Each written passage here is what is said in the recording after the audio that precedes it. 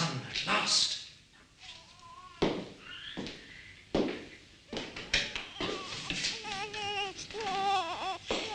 You have a beautiful new daughter, my lord. But your wife, my beloved mistress, she has left us for a kinder place. My wife would not give her life for so lowly a contribution as another daughter. The child you hold is Oscar Francois de Jacques, heir to my commission as commander of the Royal Guards. My lord, please. You will bring your orphaned grandson into our home, Nellie. In this house of lace and silence, my son will need a male companion.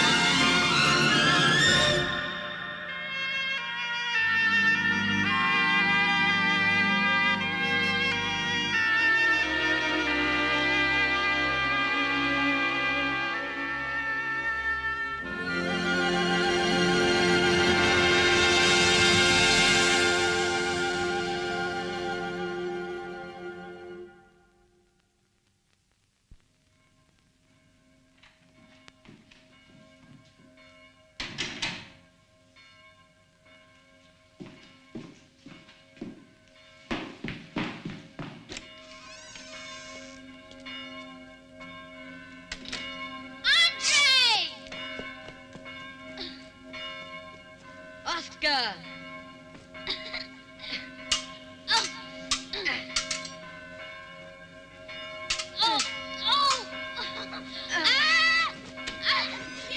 Children! Shame on you fighting on such a historic day. Andre Oscar could freeze down there. Get up and listen.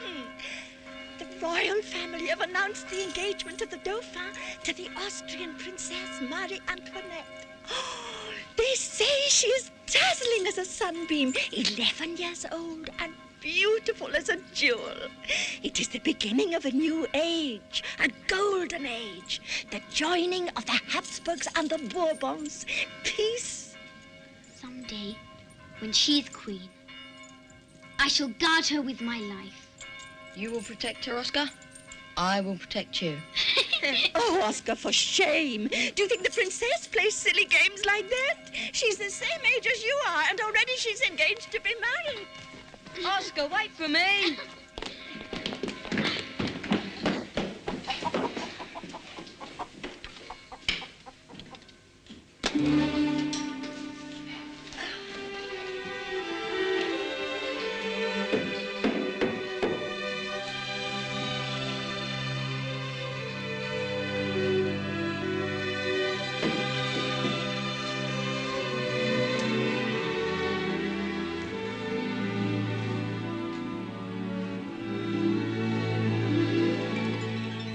In the carefree years that passed, Marie Antoinette became the Queen of France.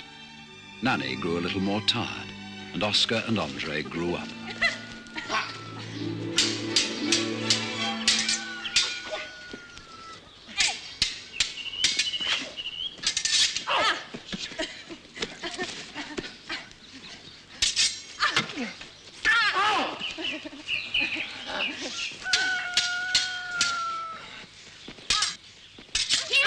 Children, stop that now. Your father has important news for you, Oscar. Playtime is over.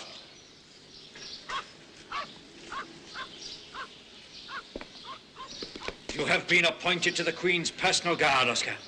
Your diligent training and my belief in you have been rewarded. My son. Thank you, sir. I will do my best to uphold that belief. You know, of course, Andre, that you will not be able to go with him. However, I have obtained you work in the royal stables. Well, what have you to say, Andre? Nothing, sir. Andre, remember your place and thank the general.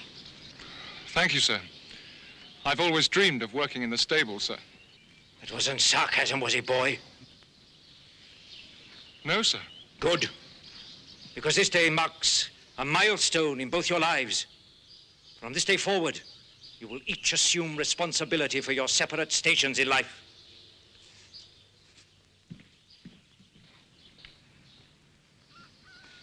Hey. Hey, you. Don't I get a pat on the back? Or a smile? Congratulations, Oscar. Your life has great meaning now.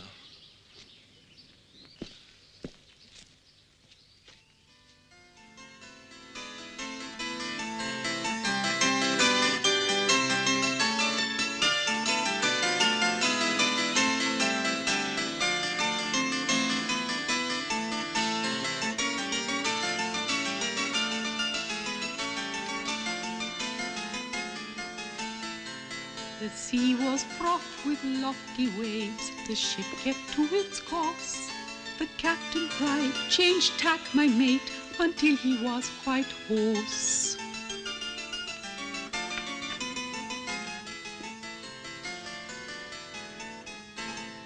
The wind wailed and the sea replied, "There is no place to hide. I mean to seize you in the end. To my sad depths you will descend." Those words sound like a warning. I don't like words that sound like warnings. Do you, Monsieur Leonard? No, Your Majesty. I'm trying hard to make this rhyme, but my mind is blank. I haven't time. Ah! Mademoiselle Bertin? And just when I was getting bored. The pounding of the restless heart. Wunderbar. I mean, beautiful. Oh. Spring's first blossom, kissed with frost. Breathtaking. Sunset's silent song.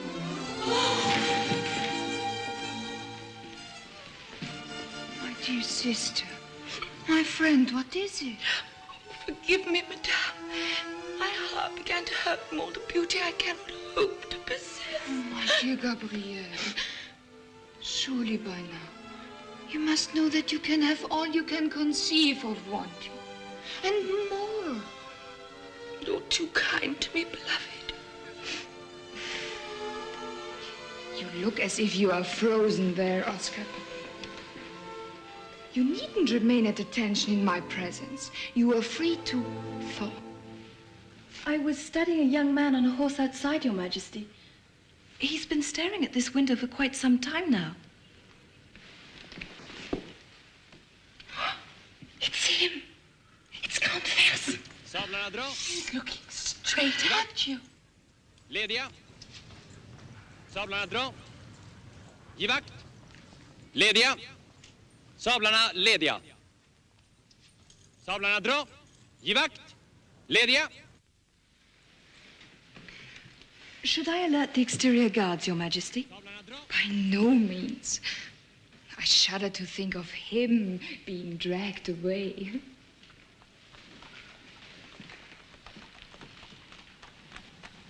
You're dismissed. I take all the dresses, save for Sunset Silent Song. That one will be adjusted for the Countess Pauline Jacques.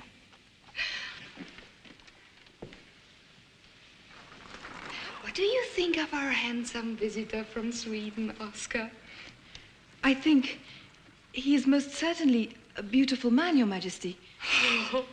What a strange thing for you to say, Oscar. Why is it strange? After all, Oscar is a woman. Oh, don't you just love it? It's all so novel, so mysterious, so stylish. Did you know that several court ladies have begun to emulate you, Oscar? It's become the rage to dress in man's clothing.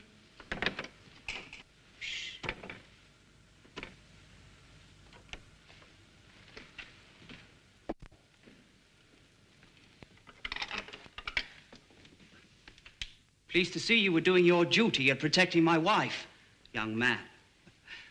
I was doing the same by making sure the lock on her door was serviceable. Monsieur, why do you think God endowed you with the fate of a king and the heart of a locksmith? I'm interested in locks, but I don't have the heart of a locksmith. I think of myself more as having the heart of a hunter. Look, why do you think that young man is staring up here with such longing? I don't know. Maybe his interest is architecture?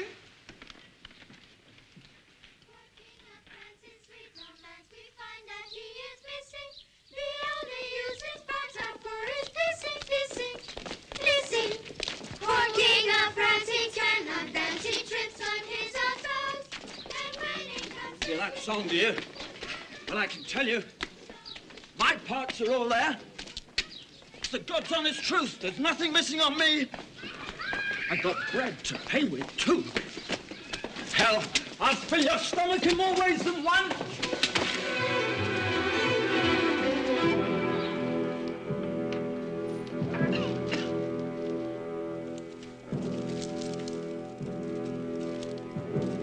Jean?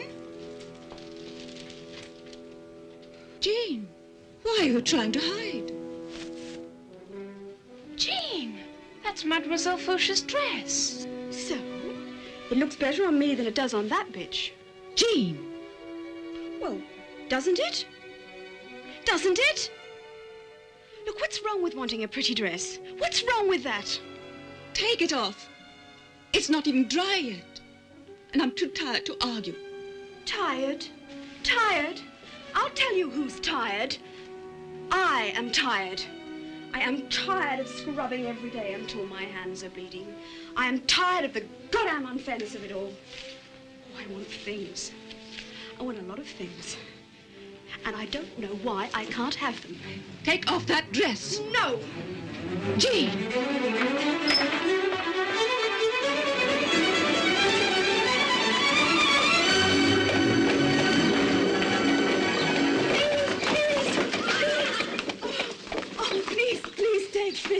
Take pity on a poor orphan sprung from the house of Valois. Take pity. The house of Valois? Impossible. Oh, impossible, but true. My father died when I was but a babe, and I... Impossible. But nonetheless, why would you say it if it wasn't true? And this dress, it's all that's left of better days. It was my mother's. And where is your mother now? She's dead. She's gone from hunger. Oh, no. Oh, sweet child. Say no more.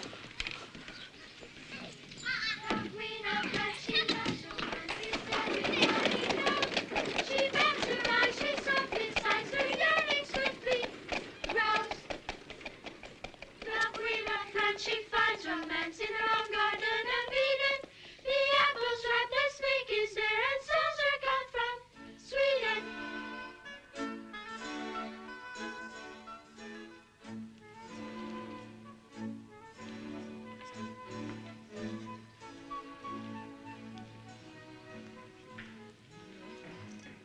And there she was.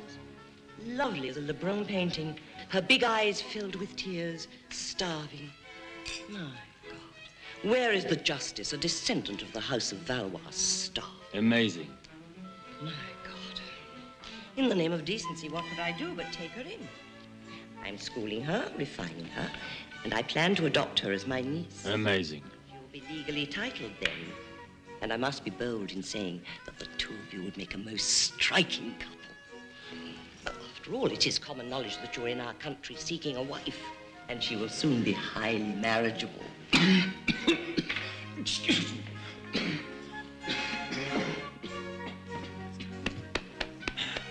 Well, thank you.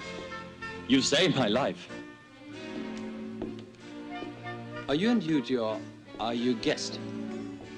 A guest? Then why aren't you playing cards, my good man? Look at all these lovely ladies without partners, milling around with so little to do. I'm not playing for the same reason you're not. I don't want to. Do you believe that? What? If I went back to Sweden and told my father that women were actually dressing like men in the French court, he'd either say I was crazy and a liar, or he'd believe me and forbid me ever to return.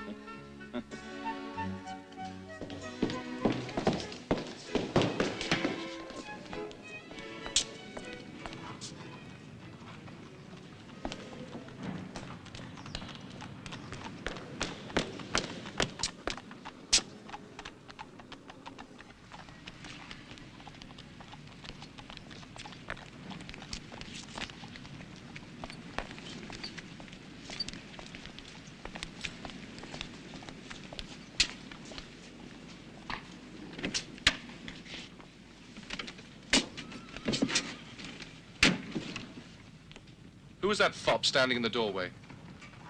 What did he say to you? Did he give you any trouble?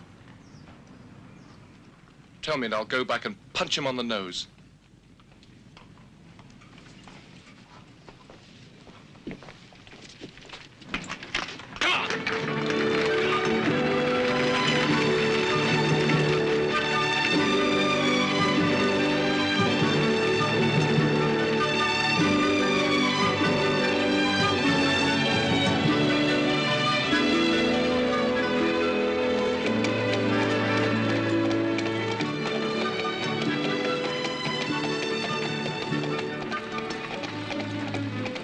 So you're not talking, Oscar? Have you decided it's no longer proper to discuss things with servants? My God, I hate it when you ignore me. Stop! Take pity. Take pity on a poor orphan sprung from the House of Valois. Kind sir, I beg of you. What? What is it you want? Kind sir, you look gentle, and perhaps would show patience with a girl of my young age and lack of experience. I will sleep with you for enough to pay our rent. Even if I were a man, which I am not, I would never pay for love. How much? Andre, how dare you? So, you found your voice at last. Well, what do you say to the fact that it's time I put aside my boyish pursuits and began tasting the sweet wine of manhood? But I haven't any wine, sir. I haven't even a crust of bread. My mother is weak from hunger. Hunger? People don't go hungry in Paris. People starve in Paris.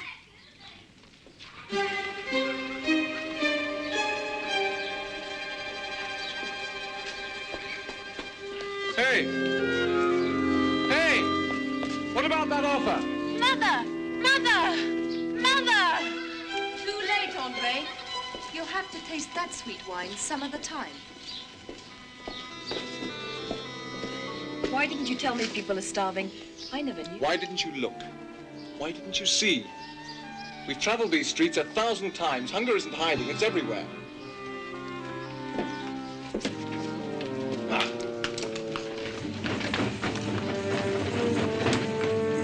I feel like such a fool. Yes, and so do I, for not going with that pretty girl. Then go back. Find the girl. I'll drive home by myself.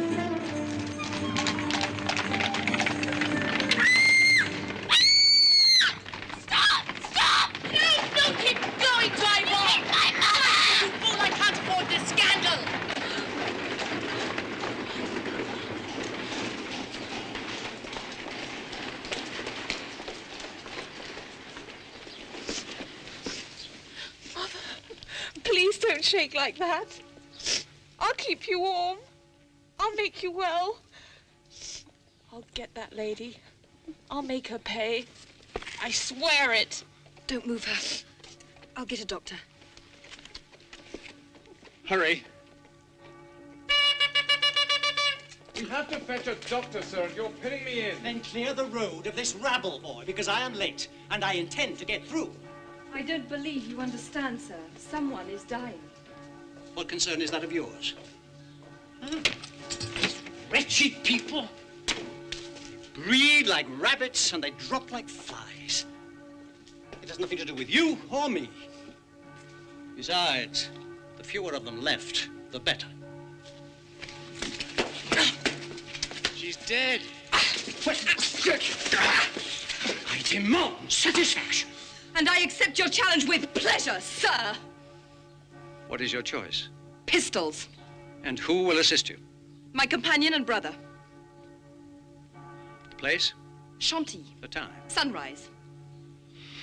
I look forward to our meeting with some anticipation, sir. As do I.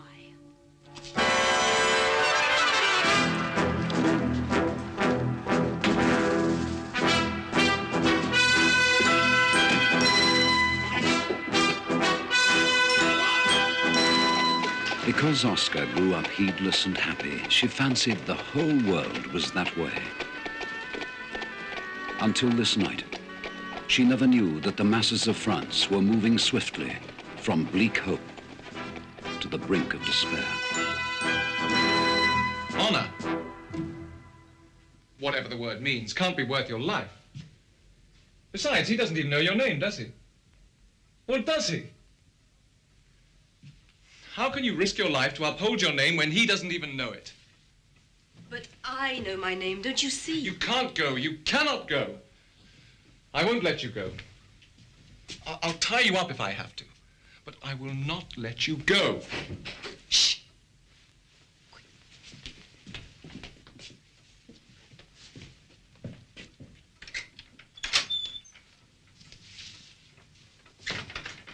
Oscar, I have just heard the news.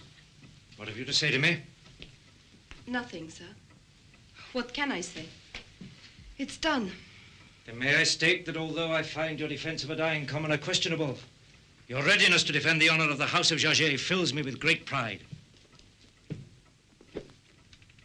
This was given to me by my father on the eve of my first duel. Stocks are carved out of panther bone. Thank you, sir. And what if I should die, sir? You won't. I have trained you too well.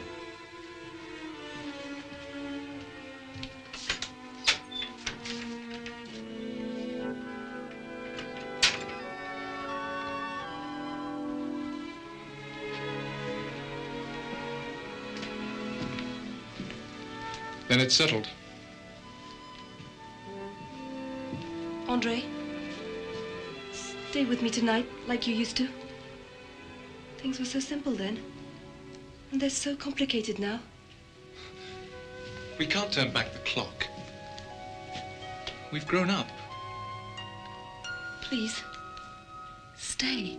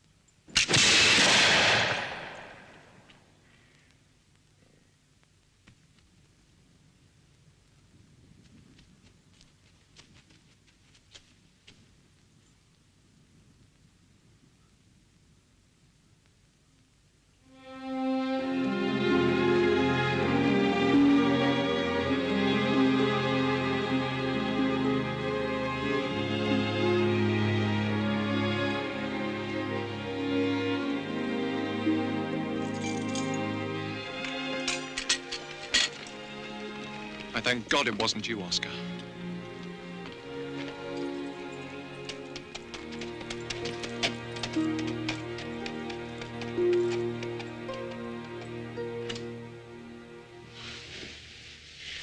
How did you find me? But what do you want? You could ruin everything. I'm Madame de Boulainvillier's niece now. I'm about to be married, I'm about to become an heiress, and I'm about to become a countess. Look, what in God's name are you doing here? I tracked you down. I searched. I want to tell you something. I felt you should know. Mother's... Wants me back to wear off my knuckles scrubbing some old men's dirty underwear. Look, Mother's what? Mother's worried, Mother's weary, Mother's hungry, Mother's... oh, mad. Mother's dead. What have we here? Oh, Nicholas, I just came in and found this poor wench standing here looking quite demented. I think she must have come in through the window and was just about to pilfer the place. Frightened my betrothed, did you? Made her cry, did you? Dare to come back here and we'll have you strung up by your toes.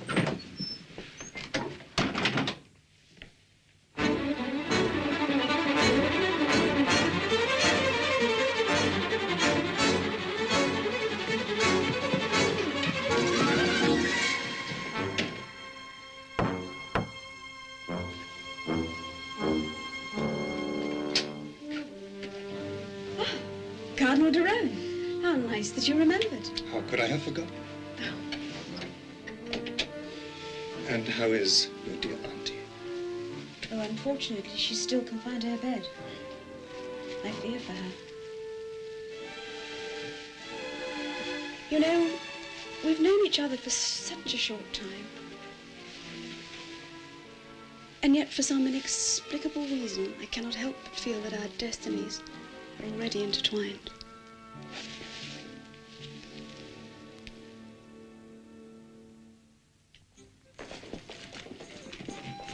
Oh, please.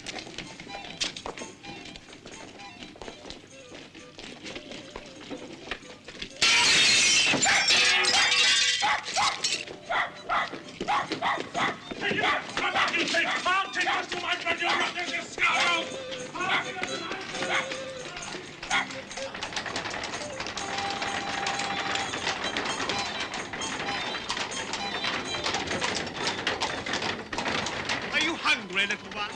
Are you tired? Would you like to snack off a suckling pig with me? And later lie down on a warm feather bed?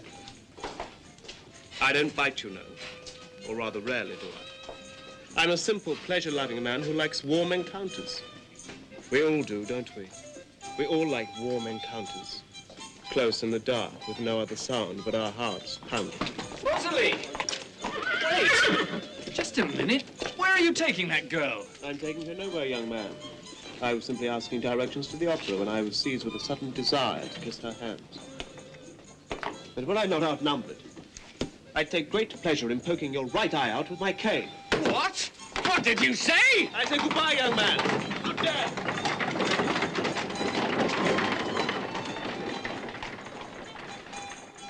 I thought you said you could take care of yourself. I was trying. He said I could sleep in a real feather bed. I don't have a real feather bed, Rosalie. But I do have a straw cot where you can rest. Number 16, down the street. Go there and wait for me. Even in this rat's nest, there are other ways to keep alive. I'll find you a job.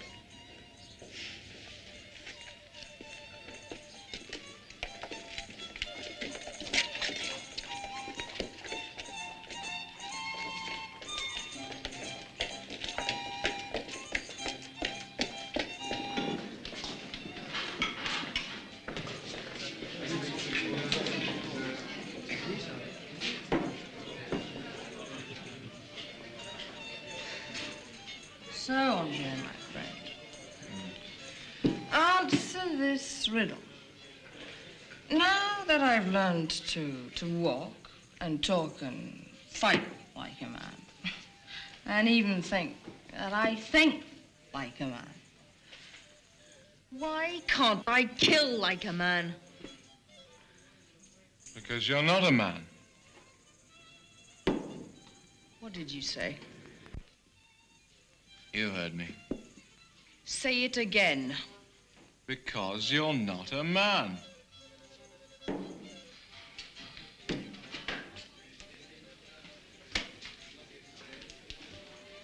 Hello? I remember you. Yes, from the accident. I wanted to thank you for your offer to help. Little good it did.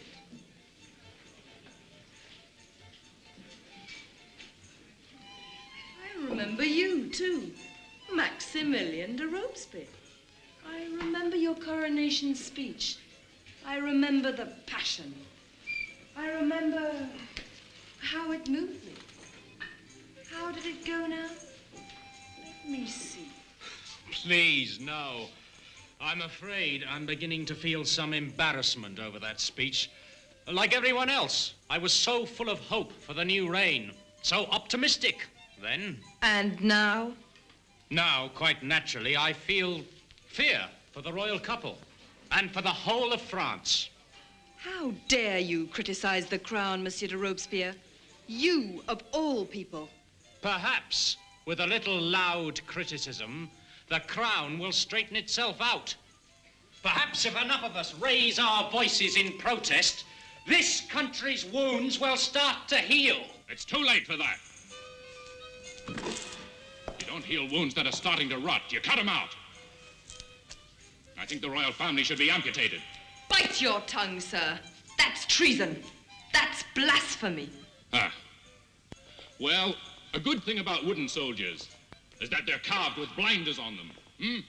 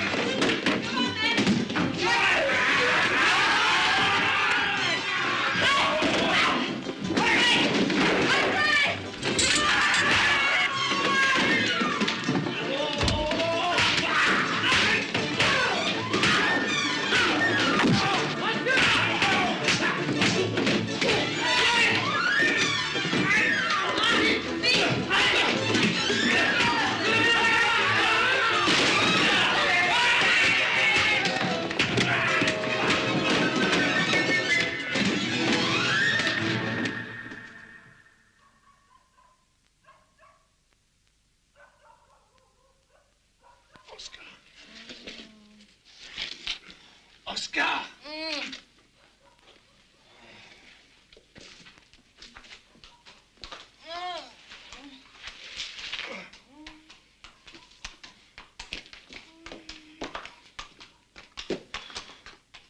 Good Lord. What kind of crazy night is this? We got into a fight, that's all. It'll be all right. Of course it will.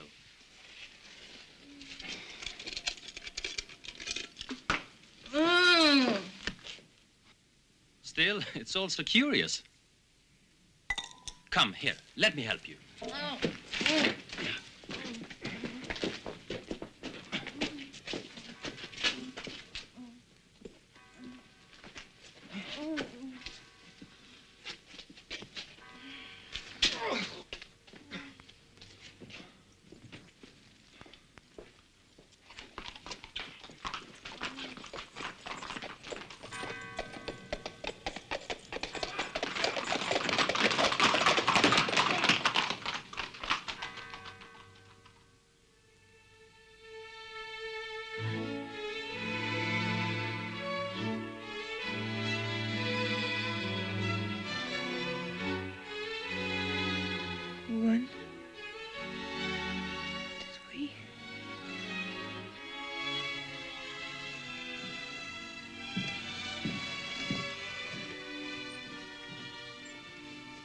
presume you're wondering what I'm doing here. And the only thing I can think of to say in return is that it's a small world, isn't it? Oscar. Oh, Oscar, for shame on you. You smell like a winery. Oh, what would your father say?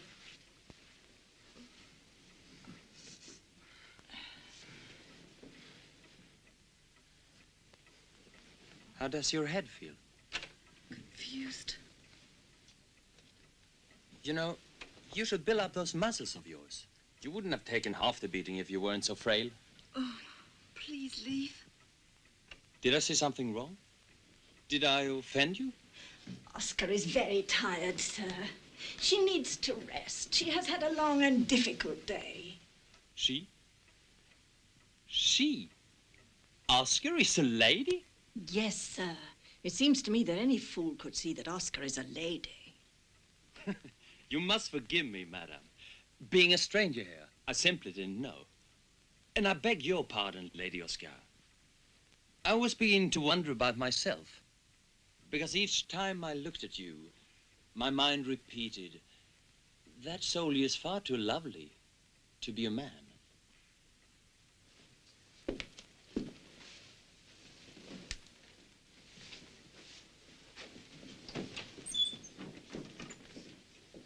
I knew this day would come. I should have begged your father to change his mind while I had the chance, but I was too frightened. Can you forgive your old nanny for not speaking out? I'd like to be alone.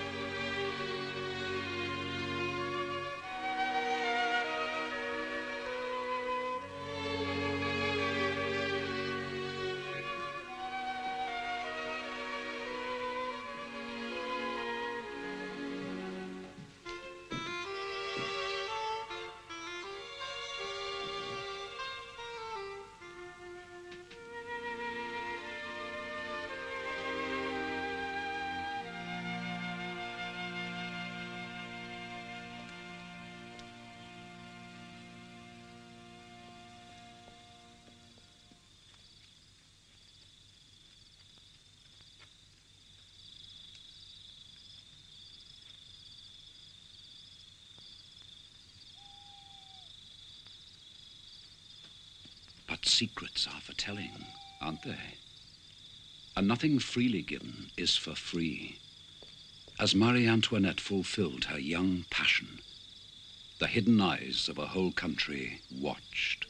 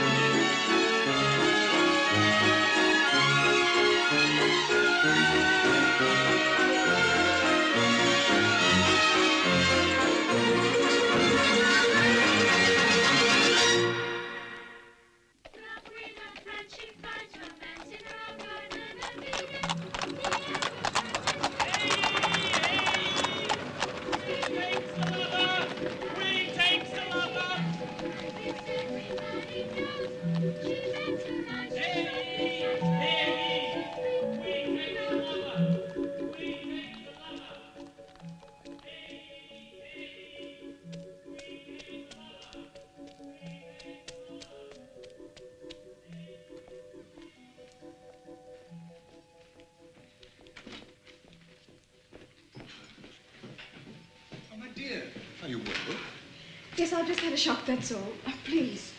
This rude and horrible man thrust this evil thing into my hand and forced me to look at it. Oh, no, it's not for decent eyes. Poor friend, the Queen. I don't know how she's going to survive all these wretched lies.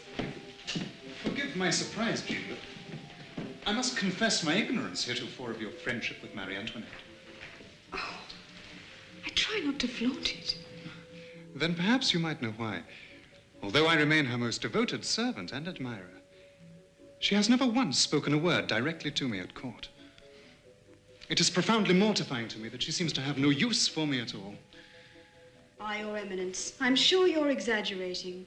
The Queen has never mentioned any ill feelings for you to me. Then may I be so bold as to beseech you to utter a few kind words on my behalf? Dear Cardinal de Rohan, to strengthen bonds between my two dear friends would give me the highest of joy. However, if I must be truthful, I've had to forfeit my visits to the palace because of an embarrassing lack of funds. The inheritance from my poor dear aunt is running out, and social life at Versailles is costly indeed. But I have limitless funds, my dear. Money is no problem for me. But I couldn't accept a loan. Not a loan, never a loan. Rather, a thankful gift for a thoughtful favor. Oh, no. I simply couldn't. Then listen to the simple logic of my plea. With the support of Marie Antoinette, I could ascend to the position of First Minister of France. Granted that power, I would waste no time in ridding this city of its gossip mongers and protecting our beloved Queen from malicious filth like this. Well, when I think of it that way, I might be doing a service for the entire country. Exactly, my dear. Exactly.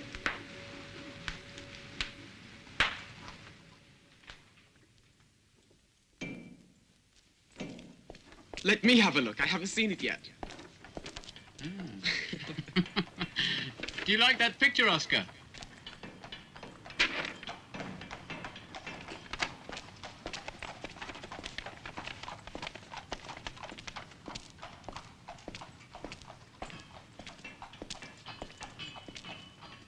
Was Faison here today? 10 minutes ago. Why? My reasons are personal. Tell me why, and I'll tell you which way he went. I owe you no explanation, Andre. I said, my reasons are personal. I can see your personal reasons, Oscar. They're written all over your face.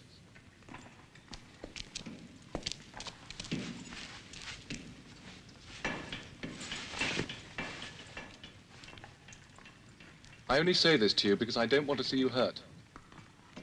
Which way did he go? He's riding in the park.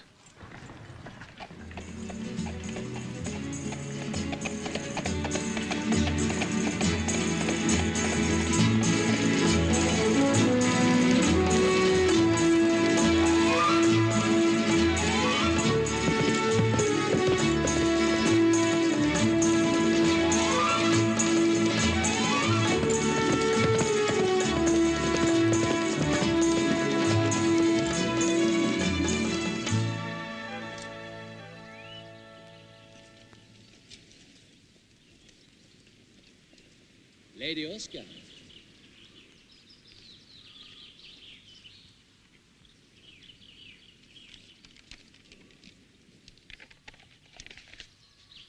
They hardly flattered us, did they?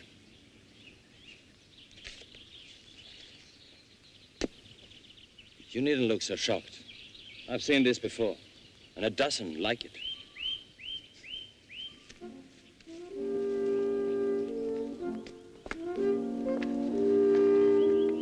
Strange, isn't it? That a simple love between two people can be as despised as hatred and war.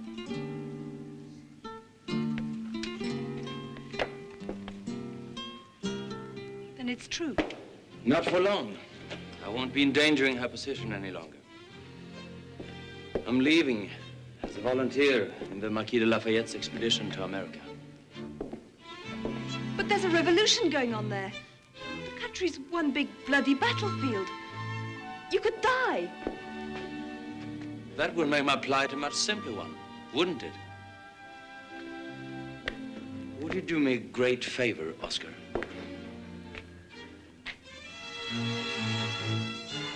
Give this goodbye to the Queen, for I cannot bear to do it.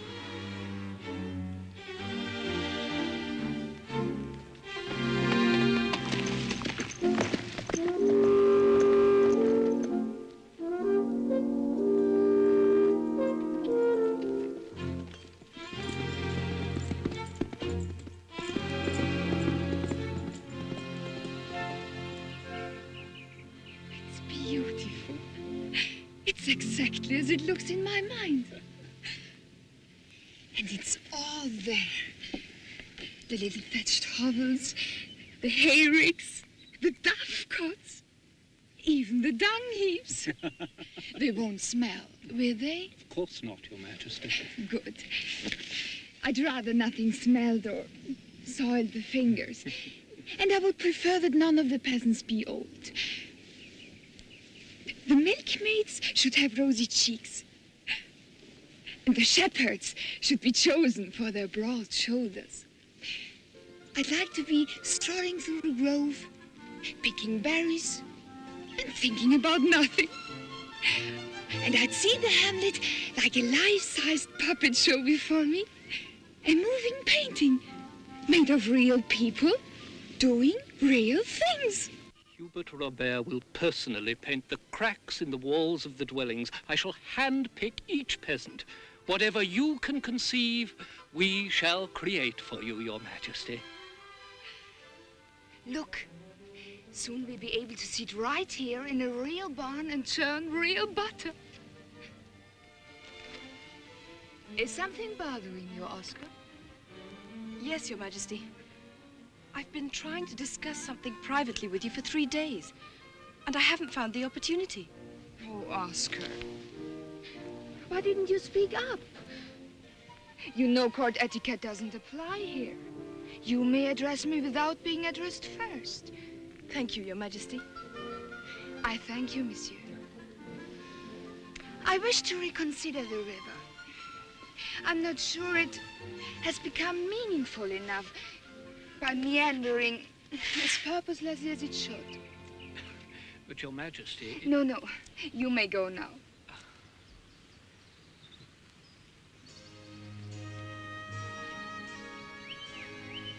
You are going to criticize me for spending too much time here and ignoring my court duties, aren't you? No, Your Majesty. It's not my place to criticize you. It's my place to serve and protect you. You're going to look at me with those solemn eyes and tell me that news of my love affair is common knowledge now. You are going to say that a good queen should sit back and watch her youth slip by, waiting for the king to fulfill her womanly passions. No, Your Majesty. I would never be so bold as to say such things. Yes, yes. Admit that you are thinking them. I can tell by the look on your face. Well, let me simply say in my defense that even though the king is now undergoing minor surgery to repair and prepare him for performing his manly duty, and even though I shall then perform my duty by procuring for France an heir to the throne, I nonetheless will not be fulfilled. I will not be fulfilled because I do not love him. And surely as a woman, Oscar, you must know deep down inside that our only true and supreme purpose in life is to love and be loved in return. Am I to be criticized for wanting and taking what every woman is born with the right to have? I bring you this kiss from Count Fersen. It is his goodbye.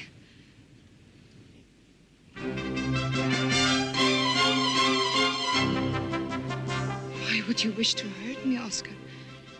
Your Majesty, he's left for America. I would do anything to spare you the pain of that knowledge.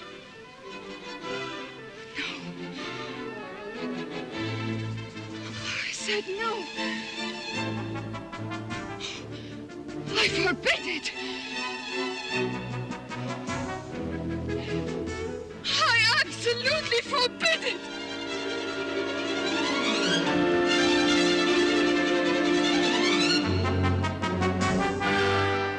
But grief and the seasons pass. The king at last was fit and able, and as Fersen fought the mighty foreign war, Marie Antoinette survived her own quiet battle.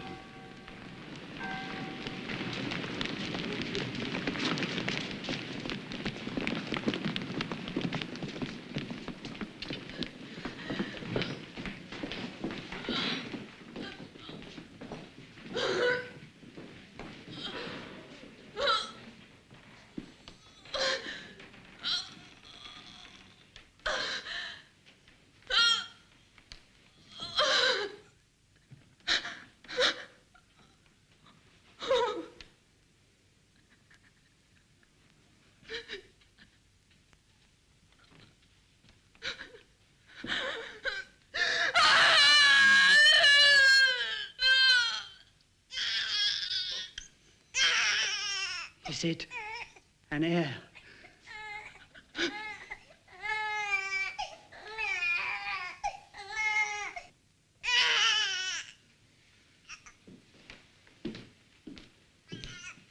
My friends, we have a new princess.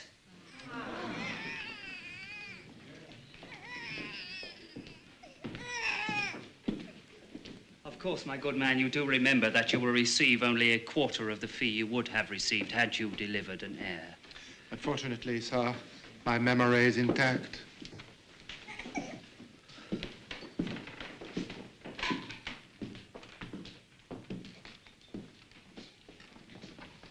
It's time to go. You must go now.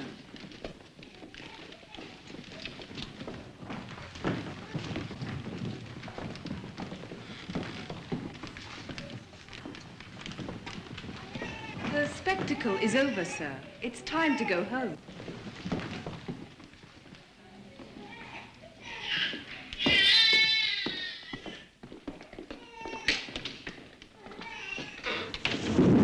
Marie Antoinette repeated her painful performance a few years later to another packed house.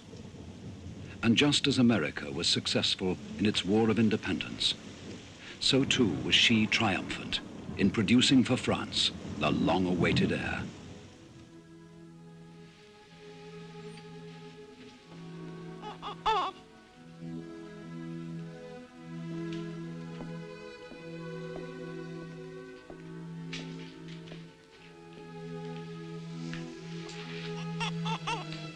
I think he likes me. There, he did it again. He looked straight at me and smiled.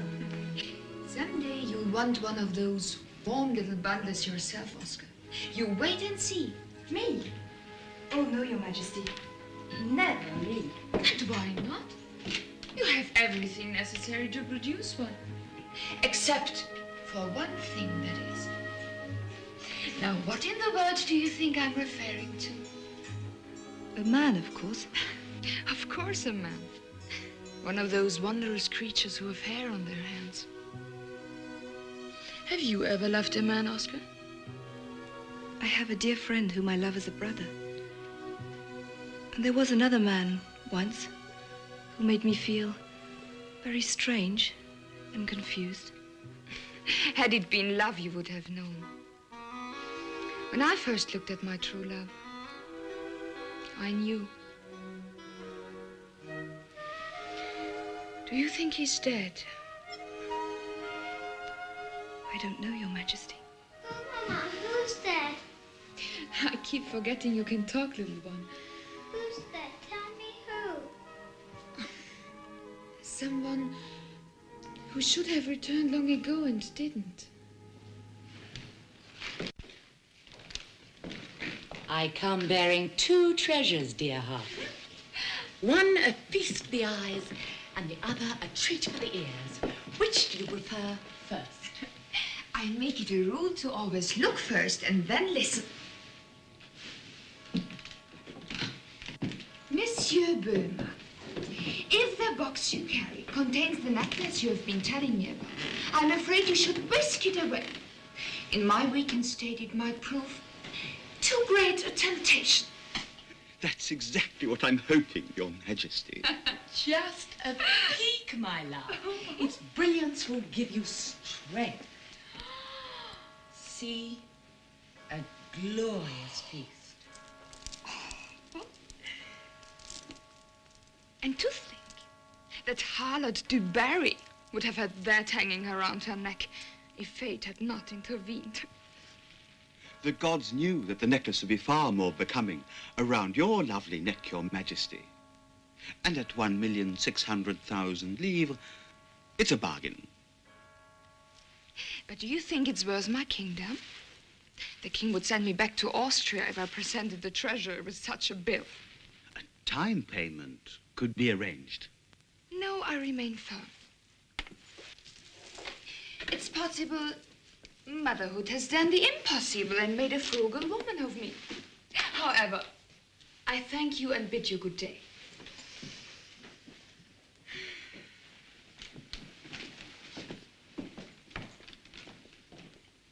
And now, for the second and true treasure, a bit of wondrous news. Yes, my love. Count Fersen is back. Oh, how marvelous!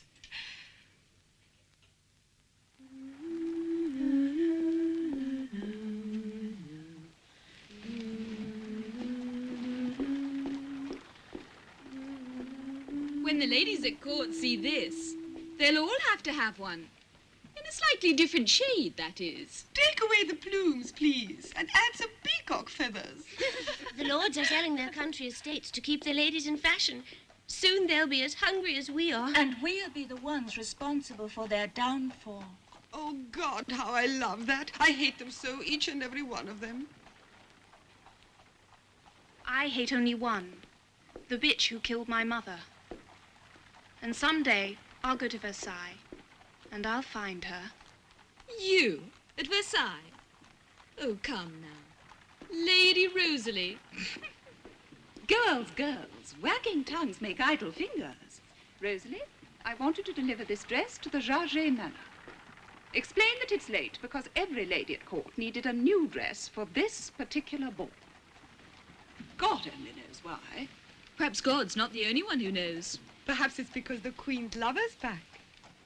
Gossip's always old, but time is gold. Now, hurry, girl. That dress is needed for tonight. Ah, Madame de Polignac. How rare to see you here. I have just discovered I put on a little weight, and I must have my gown altered by tonight. Is this the Queen's new dress? Yes, it is. When you've finished altering mine, please remove the peacock feathers and replace them with plumes, like these. In another shade, of course.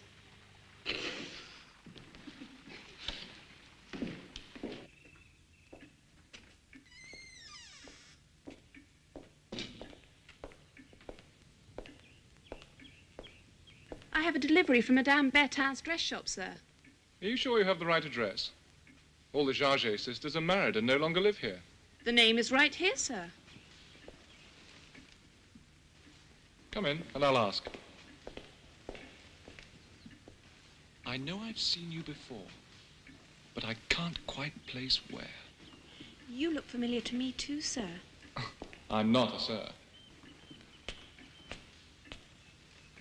Have you ever made a delivery to the palace and left your horses at the royal stables? No, I wish I had. I want to see Versailles before it all disappears. So, Versailles is disappearing, is it? The aristocracy is. My boyfriend Bernard says they haven't long for this world. Oh, is that a fact? It is indeed. And Bernard should know. He reads books by Rousseau and Voltaire, and he goes to meetings at the Palais Royal.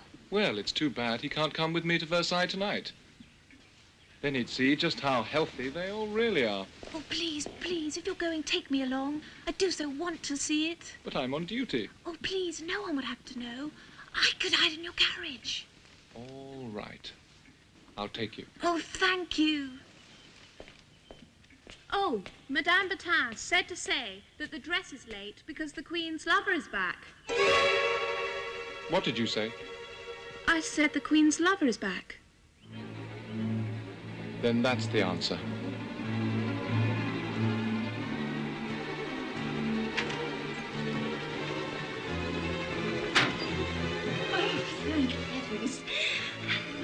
getting worried. She's putting that on for Fersen, isn't she? This day had to come, Andre. I don't want to lose her, Nanny. Oh, shame on you. This isn't a question of losing. You should rejoice that Oscar is finding herself. Oh, do you think I don't know how you're feeling? Your Nanny is not so old she can't remember loving someone.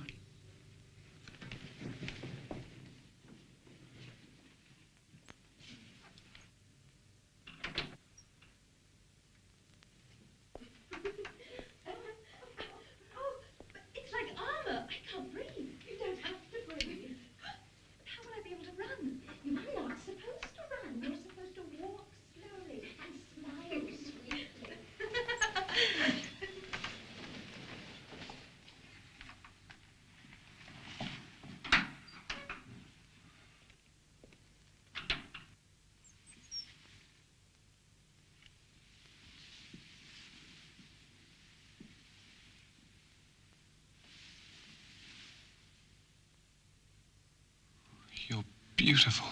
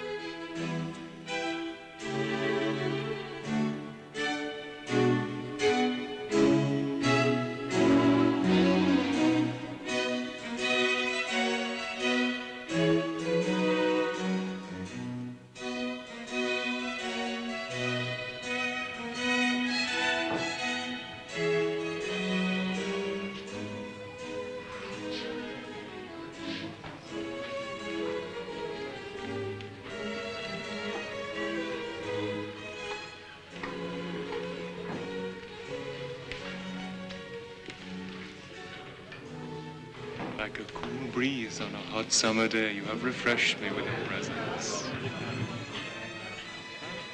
You are silent, too. How once a beautiful woman should be silent. Does a rose speak when spoken to? No. The glorious thing simply lifts its face to the sun and allows each passerby to drink in its beauty.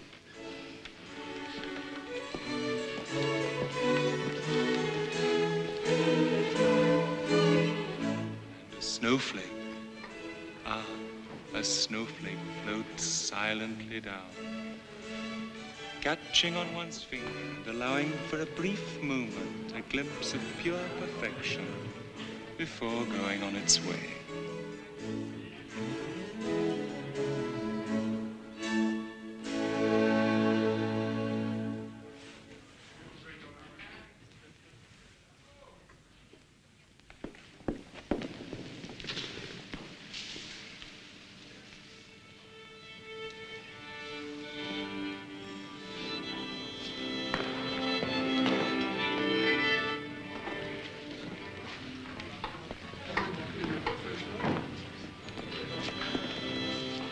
Allow me to introduce myself. I'm Count Fersen from Sweden. But don't you know me? If I had seen your beautiful face before, I would have never forgotten your name. I am Lady de Jarget. A cousin of the Queen's Guard, I presume. Yes, a cousin.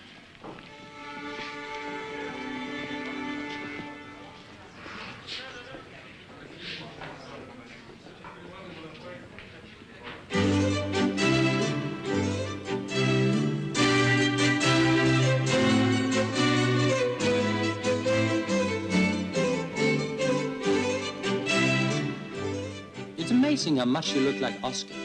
The same gentle eyes, the same lovely smile. No one has ever told me that. No one has ever noticed. Of course not, because no one has ever bothered to look closely at Oscar. I have, though, and despite her uniform, I find her extremely beautiful. See, that young man is back. Who? The one you were dancing with. I danced with so many, monsieur. The one with the interest in architecture. Oh, that young man. Yes. And I see he's got himself a new partner.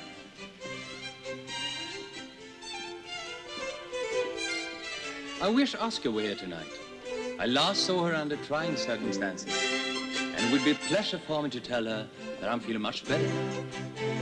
I'm sure she would be most pleased to hear that. Oscar has admitted to me a true affection for you. And I return that affection. There's something I feel compelled to say. Will you promise not to repeat it to Oscar? I'd never betray a confidence. I've thought of Oscar many times while I was away. And the fact of the matter is,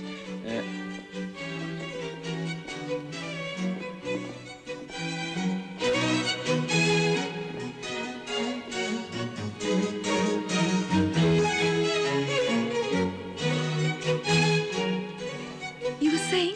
I was about to say something that was curious even to myself. Yes? I was about to say that I would probably fall in love with Oscar if I weren't so committed to another. Then poor Oscar. You're saying that she doesn't have a chance with you. It's possible I said too much. You needn't worry about me. My lips are sealed. Besides, when it comes to intimate matters, Oscar and I are not that close.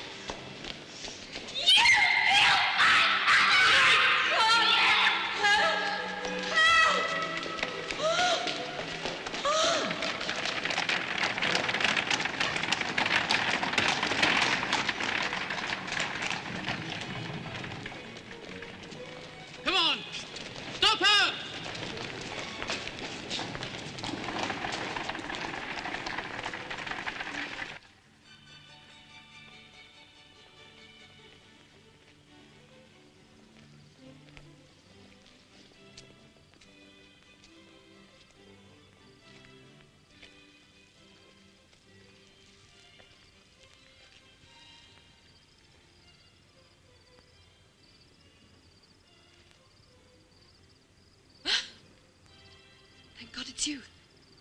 You scared me. Andre, have you gone insane?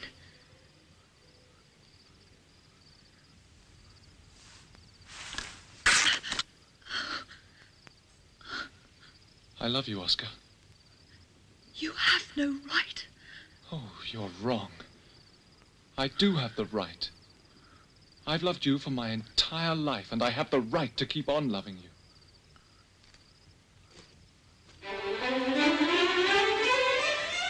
I don't pity myself because that love isn't returned. I pity you for being unable to return it. You dared all this because you knew Fersen loved another, didn't you? Shut up. And we'll both pretend that all this never happened, won't we? We'll be like those life-sized puppets in the Queen's Hamlet. I'll be the invisible stable boy. And you'll be the brave toy soldier. I want it to be like it's always been with us. And how sad that is for both of us, Oscar. How very sad that is. I'll never touch you again. I promise. Andre kept his promise, and Oscar tucked away the dress. Life marched onward and time slipped past. Somewhere unseen, a dark storm gathered.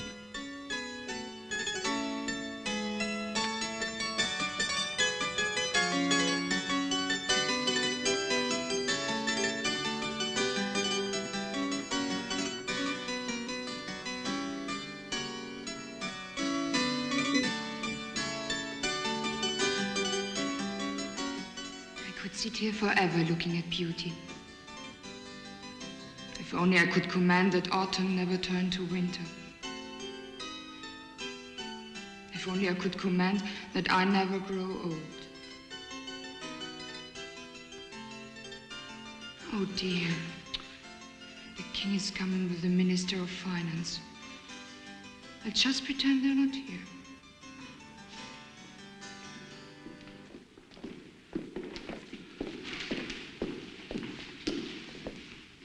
Madame, I'm afraid I must speak to you privately.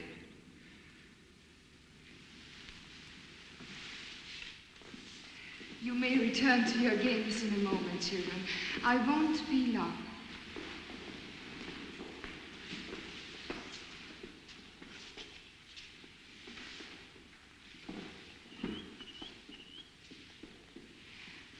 I suppose you're going to scold me for starting construction of the Hamlet's volcano, aren't you? I did not know that you were constructing a volcano, Your Majesty. Will it be an active one? And if so, do you think it will be half so explosive as the recent accounting on 1,250 million livres that you have withdrawn from the treasury thus far? Impossible. It's all down in black and white, Madame. And worse, our subjects have read it. What? Since when do the people read my accounts? Since I took it upon myself to publish a budgetary statement. You had no right. I have every right. We are heading towards disaster. The state debt has risen to such monstrous heights that money has no value anymore. Then raise the taxes. The people have been taxed dry, and they are angry. Not as angry as I. And I have risked your anger and my position on the hope that you will at last see that you must curb your expenditures. You do not use the word must with me. Speak up, monsieur. What do you have to say to this ghastly show of impertinence? And in my condition, too. I can only add that I wish you would come back to Versailles, my dear. The nobility resents the time you spend here, and I am very lonely without you. I did not mean to unnerve you, madame. Leave. Just leave. Not until I am convinced that you understand that I am not here to torture you. I'm here to save your life. I said, leave.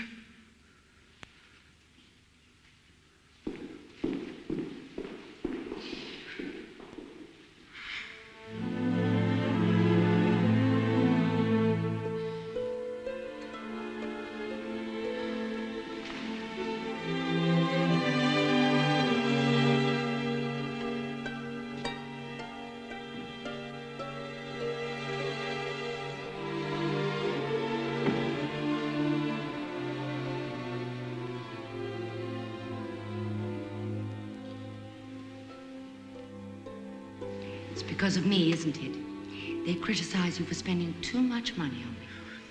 My dearest, I'll leave if you wish. What would I do without you?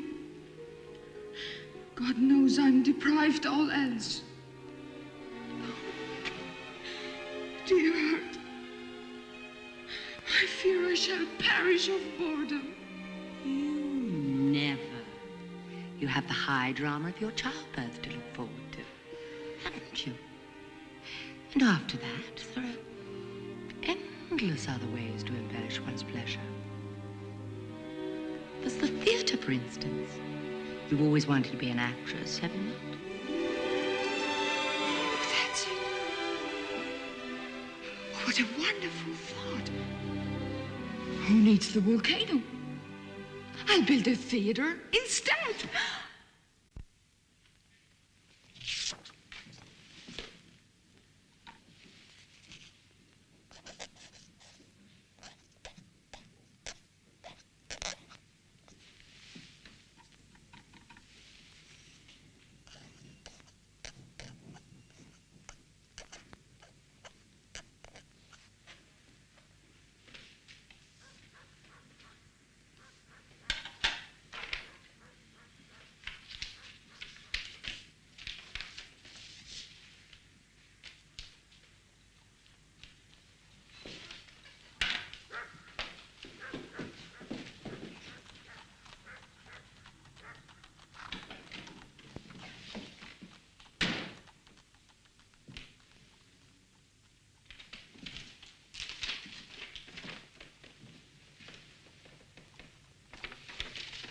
Despite the lavish gifts I have given you to give her, despite our secret correspondence, my beloved queen continues cruelly to ignore me at court.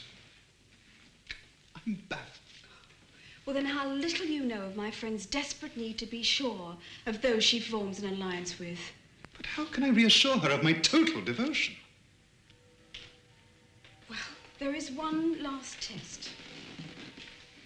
The Queen wishes to purchase a costly necklace without the King's knowledge. And to prove her growing confidence in you, she has chosen you for the honorable position of go-between. I'm deeply moved. Oh, good. Now, just to keep it off the royal records, she requests that you make a down payment to the jeweler, and then she will assume the subsequent payments. And in return, she has suggested a secret meeting for the purpose of thanking you personally. Oh, then her wish is my command. Then, she requests that you bring the necklace to me, and I will deliver it to her and make arrangements for your meeting.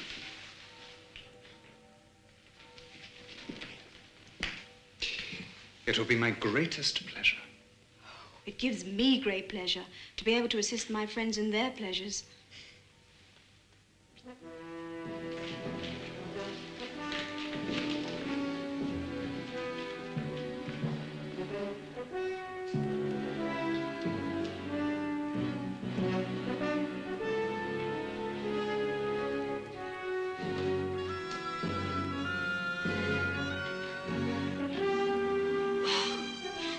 Gorgeous glittering thing is going to be mine. And how are we going to arrange that meeting with the Queen? Well, I've heard about a certain lady of the night who makes a healthy living because she bears a striking resemblance to my friend Toinette. Now, on a dark night, half hidden in a garden, her face shadowed by a wide-brimmed hat. Jean, you're not saying that... Oh, yes, I am. I'm saying exactly that. As we forge the letters of the Queen, so too shall we forge the Queen.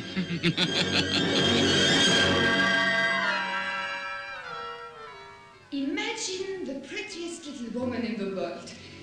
Gentle, tender, lively, fresh, appetizing, nimble of foot, with rounded arms and dewy mouth, and such hands, such feet, such teeth, such eyes. Oh, Oscar, calm my pounding heart and tell me I look the part of the roguish maiden Rosine. Be as wretchedly truthful as you always are and tell me, do I look too old? You do to me, Mother. Oh, shh. Of course I do to you, sweetheart. That's because you are so young. Now, Oscar, be brutally frank and tell me I'm not going to make a fool of myself doing this. You might be, Your Majesty.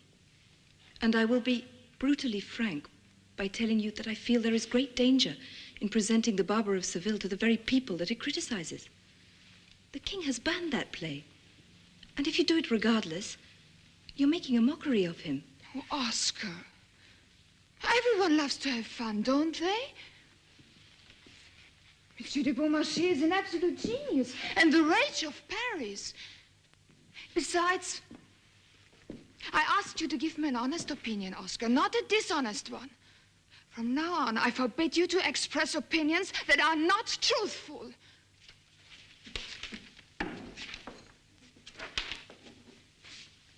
Majesty, I would like to request a transfer to the French Guards. Why? Because I reprimand you? No, it's not a new decision. I have felt for a long time now a need to expand my usefulness. You protect me, do you not? How much more useful can a person be? I have cherished my service to you, but I question my overall purpose in life. I know my purpose in life. However, if you deem it necessary to dash off and train a regiment of smelly, lower-class men, then so be it. I transfer you temporarily to General de Bouillet's French Guards. I thank you, Your Majesty.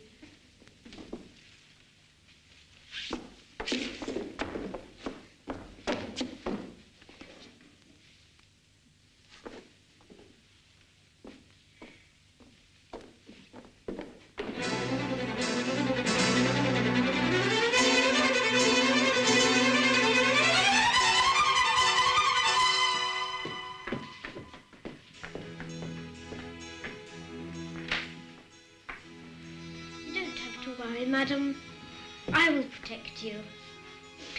That's very kind of you. But I need no protection. I'm the Queen.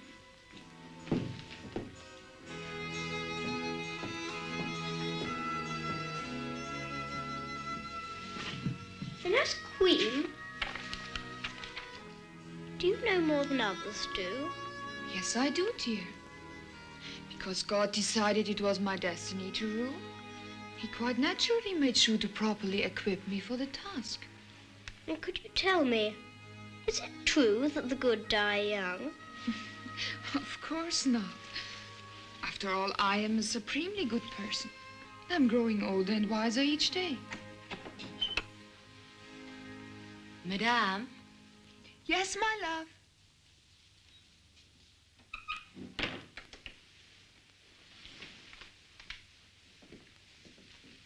The jeweler Burma said this is greatly important.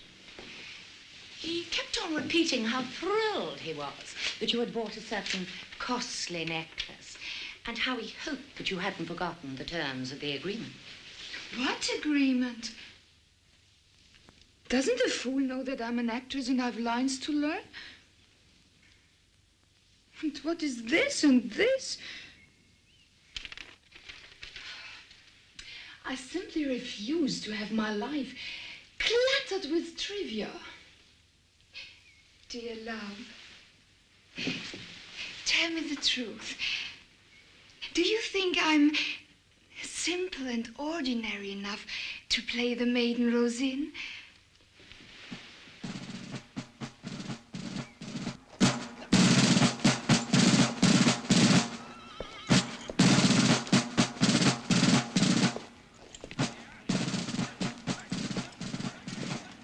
Your sword, soldier? Oh, I was crossing a river, sir, when my horse slipped and my sword fell and was swallowed by a large fish. I suggest that you catch that fish by tomorrow's inspection, or I shall be forced to reprimand you. Oh, I don't know if I'll be able to recognize the culprit, sir. I didn't get a good look at his face.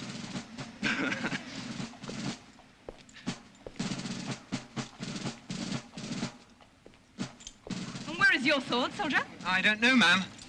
I mean, sir. I just looked, sir. I mean, ma'am, and there it was gone.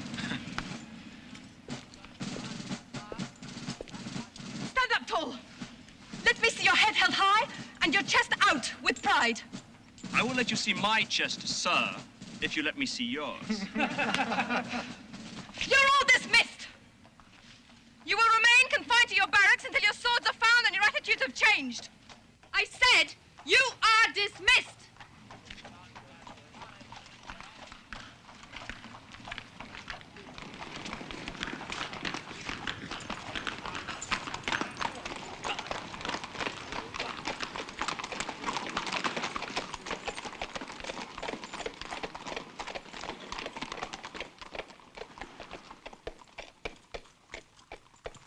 You were very fashionable in the Queen's personal guards, Captain de Jacques. It is my professional opinion that you should have stayed there. Thank you for your confidence, sir.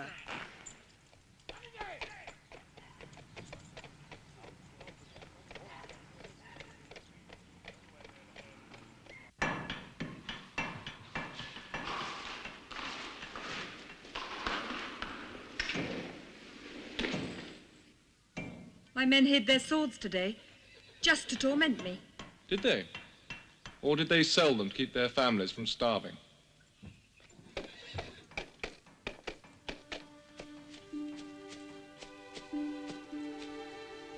I haven't seen much of you at home, Andre. You keep running out of the door when I come in. We never eat together anymore or talk together anymore. I miss you. Then what's it all about? Here we are, breathing the same air, both alone, missing each other. Yes, but I'm... You're what? An aristocrat? A better person? Not better, just different. Separated by the laws I've accepted as the right laws. Separated? Different? Oh, Oscar, can't you see that we're equal? That's a very fine word, Andre. But that's not the way things are. It's the way things could be.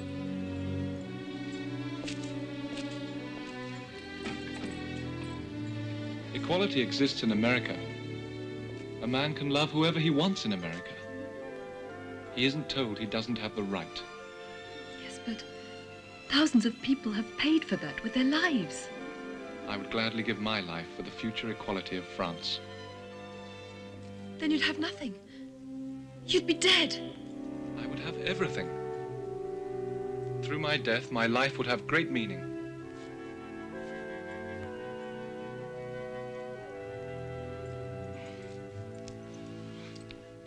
And what would I do without you? You would do what you have to do anyway.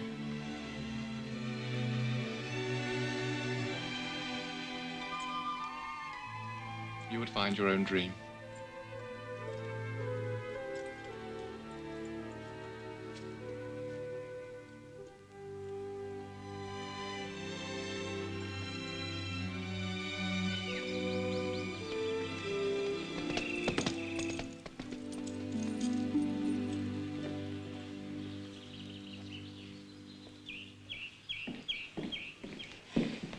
Your father wants to see you in his study.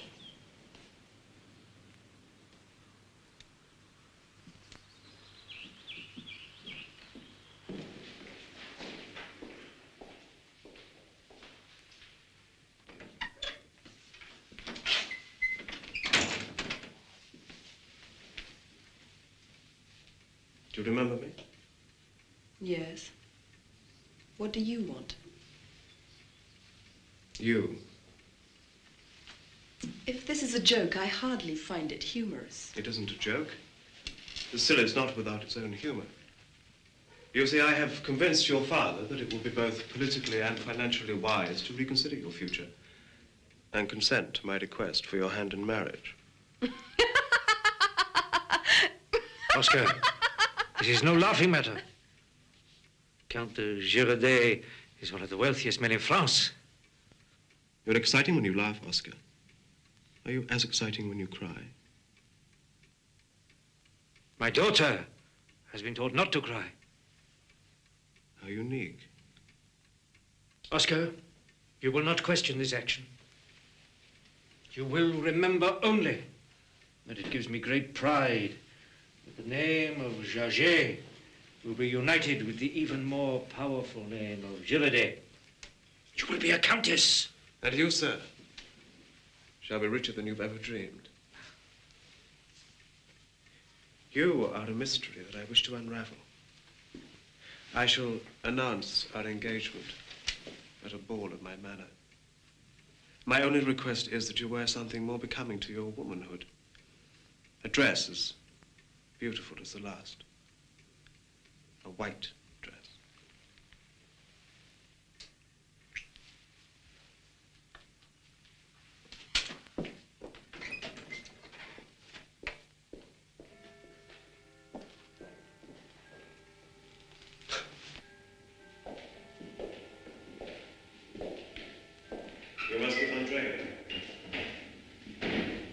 You should be pleased to learn that I do not intend to break up the warm relationship that you have with my future wife. After all, you're nearly as pretty as she is. Thus, I am prepared to offer you a position as the Countess's manservant after our marriage.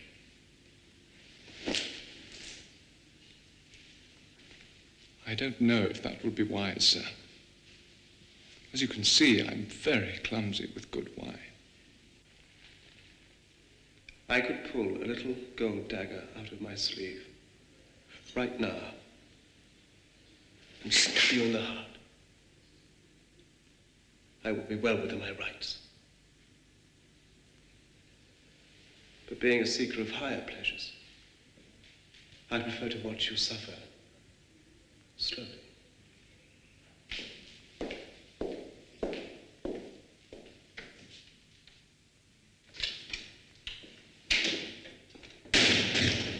Are you accepting this engagement, Oscar? What choice do I have? We all have the right to choose. Oscar, I'm no longer a servant. I want you to know that I'm leaving.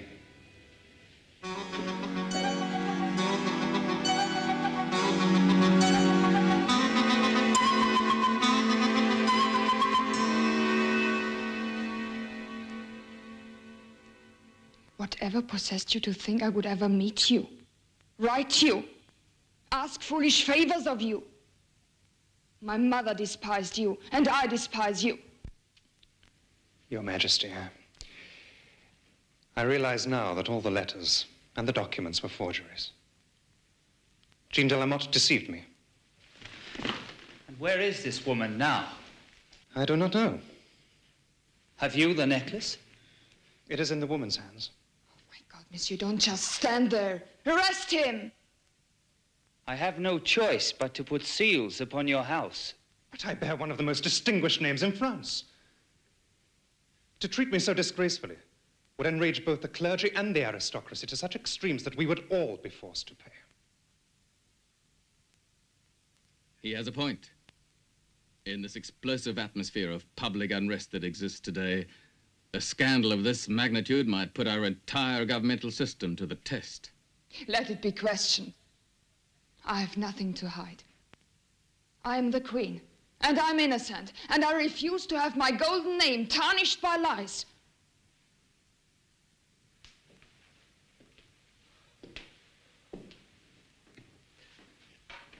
So, what is it you wish to be done, Madame? I want this man tried before the Parliament of Paris. I want the woman hunted down like the vicious animal she is. I want her punished.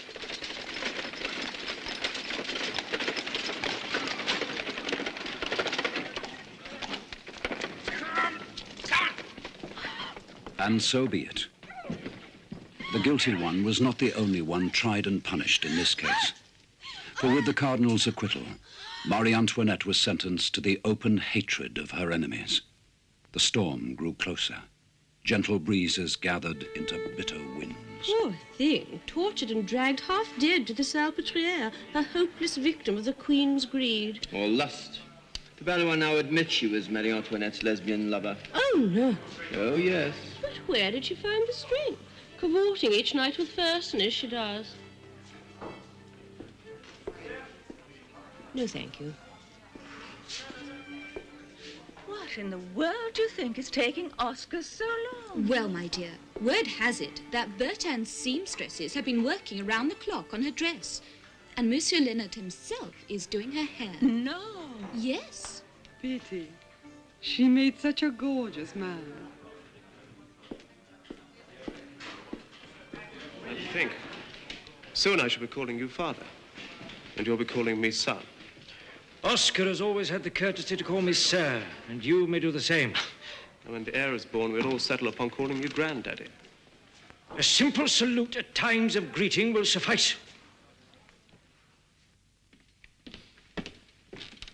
Lady Oscar Francois de Jarget.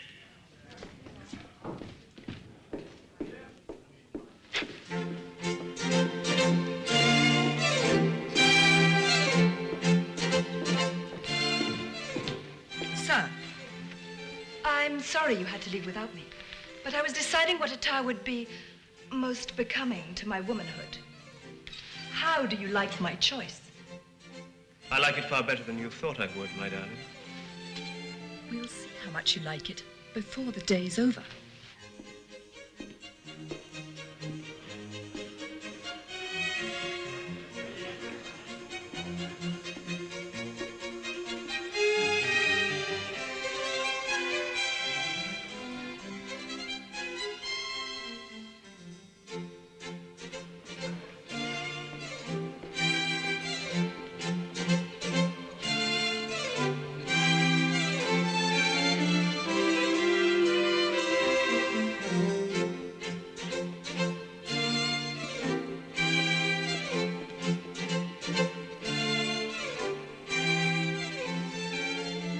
I dare tell you how attractive you are, sir. I saw you the minute you came in, but I never dared to dream that you would notice me. Notice you? How could I help? Those dancing eyes, those delicious lips. You make them sound as if they were a pastry or a sweet meat or a succulent strawberry.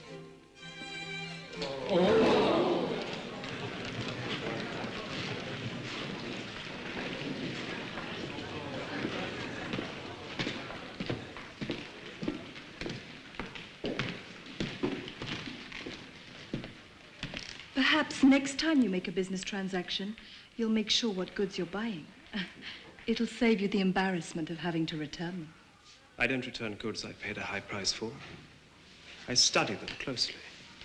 I feel them. I smell them. I peel away the layers until I have learned how they are constructed.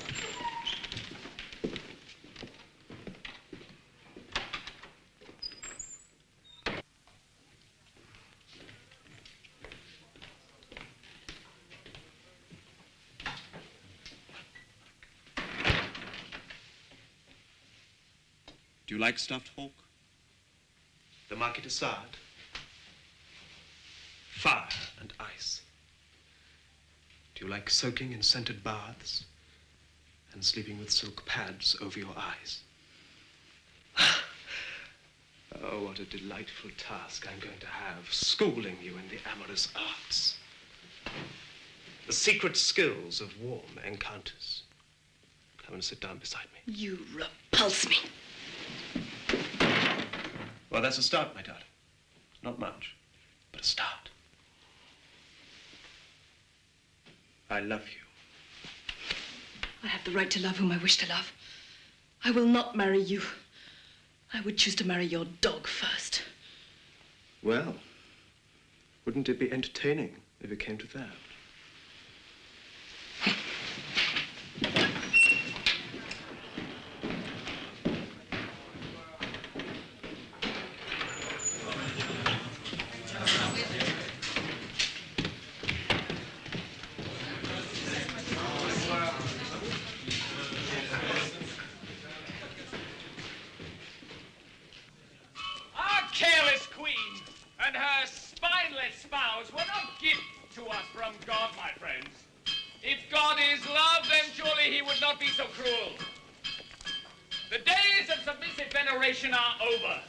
It is time to decide our own destiny. It is time to demand the summoning of the States General. We must demand that our representation be doubled. And that our power as the third estate be equal to that of the clergy and the aristocracy.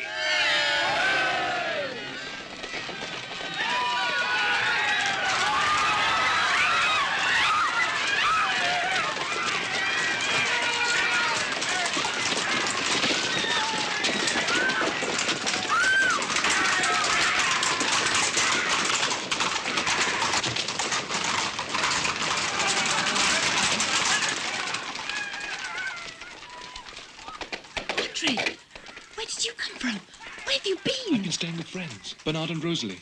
Where did you come from? I broke my engagement today. Then you're learning. You've already taken the first step. Now, will you have the courage to break the ties with your past? Will you come with me, Oscar? No, not now. I can't. No, I can't. I can't. So Oscar closed her eyes and ears and continued to do her duty. The bitter winds blew harder. The few became a multitude. Summoning of the State General, heralds a new era. The King doubles the representation of the Third Estate. The summoning of the State General heralds a new era. The King doubles the representation of the Third Estate.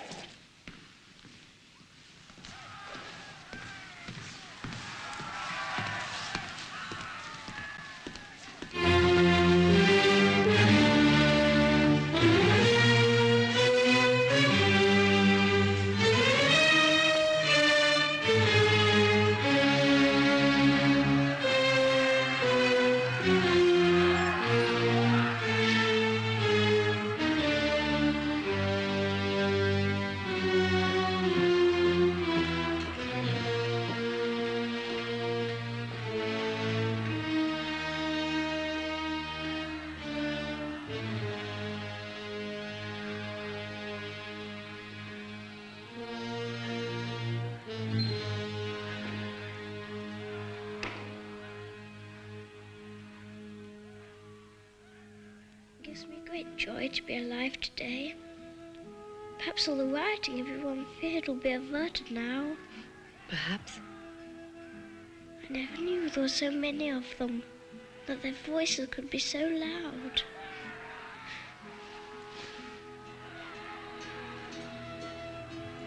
Look, like an angry sea in which my mother sails. I've tried to make her understand, but she doesn't listen. I've tried to tell her that life is change. Poor mother. She doesn't believe me. I'm dying, you know. And even that is just changing. France is changing. And I'm changing too.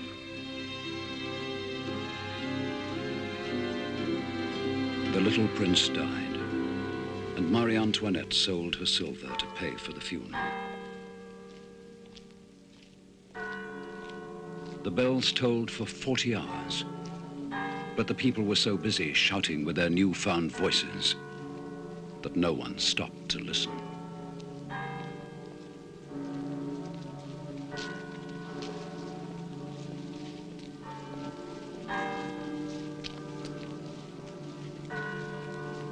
In the States General, the verbal battle grew fierce. Realizing that the commoners' power was growing, 100 of the clergy and aristocracy voted to join them. Fearing the Third Estate's growing power, the doors of the Assembly Hall were nailed shut by order of the royal court. It was too late. The storm had turned into a hurricane.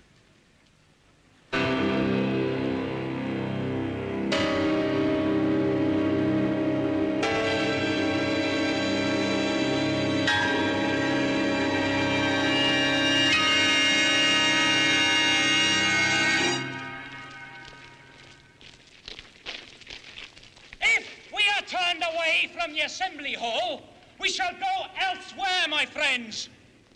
We are the true National Assembly now. We shall draw up our own constitution. Follow me!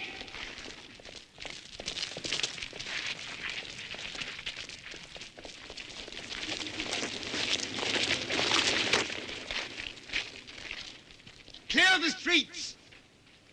The streets must be cleared. The crowd must be dispersed. Fire on the people. Captain Jacques, I order you to fire. Sir, I will not. Men, your captain cries treason. Shoot up. Sir, we will not.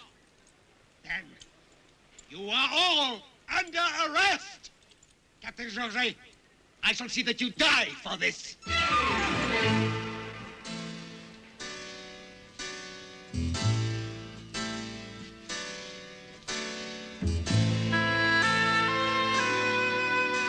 friend once told me that we're all born with the right to choose. I was so foolish I didn't believe him. I thank you for not shooting me when you were ordered to. I would have hated to die not knowing the things I know now.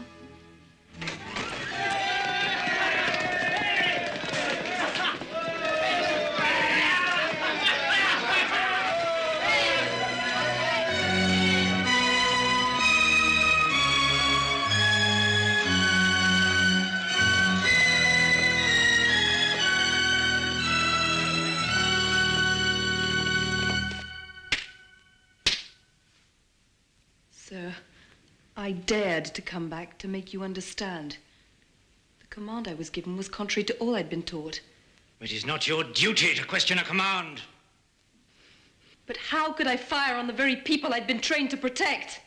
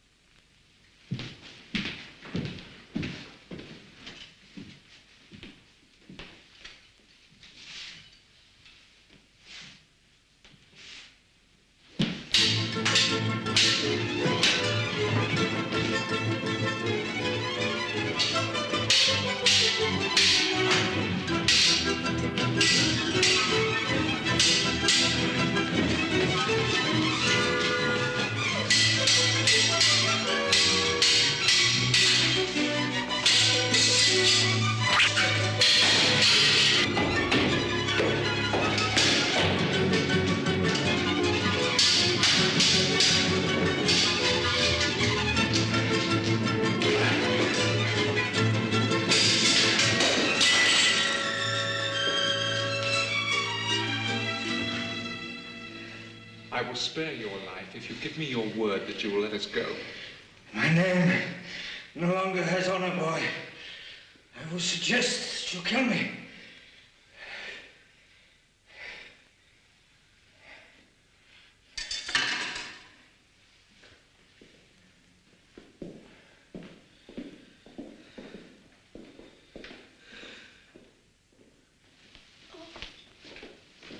You are her.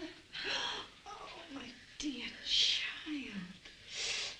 Oh, I'll never come home again.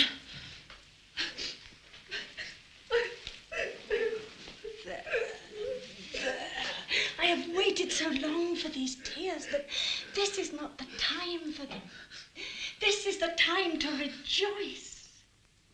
Oh, my beloved children. You are free. You are free to follow where your hearts lead you. Coming, sir, coming.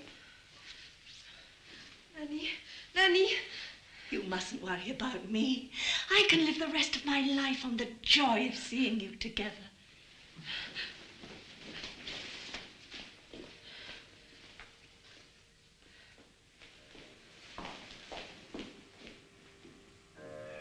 It is out of my hands now. In the morning I shall notify the army that there are 2 traitors on the loose. The army may have some difficulty in finding them, sir, since the entire population of Paris have become traitors. And the entire population of Paris must be destroyed. Order must be maintained if the world is to stay the same.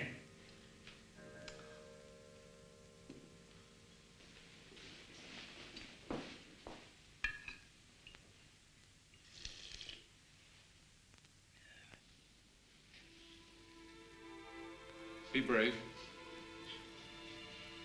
Now is the time we must be brave. The army opened fire on the people today. And armies are arriving from all over Europe. The cannons of the Bastille have been turned to face the town hall and the Palais Royal.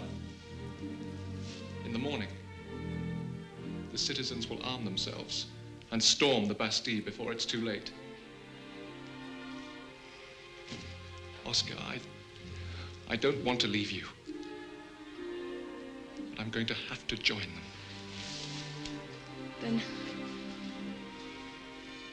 I'm going with you. No. No. I couldn't go on if I lost you. That's the chance we take, isn't it? That's what you said it's all about. I love you, Andre.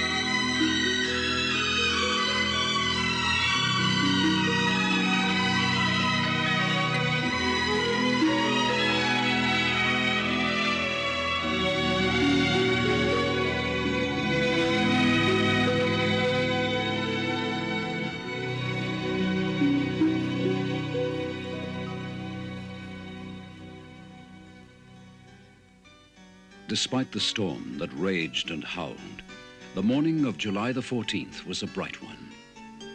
The king prepared to spend the day hunting, and he prayed to God that his day's catch would be bountiful.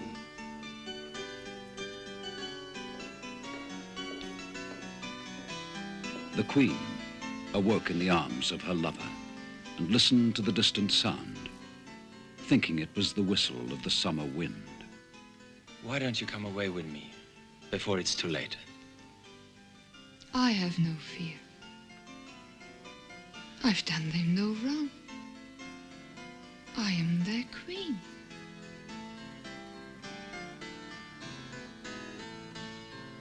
The sea was fraught with lofty waves. The ship kept to its course. The captain cried, "Change tack, my mate," until he was quite hoarse.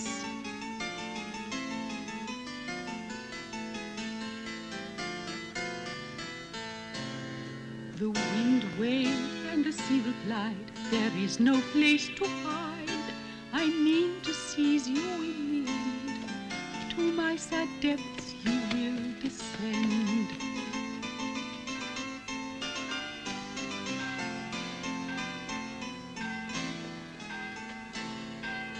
I'm trying hard to make this rhyme, but my mind is blank. I haven't time.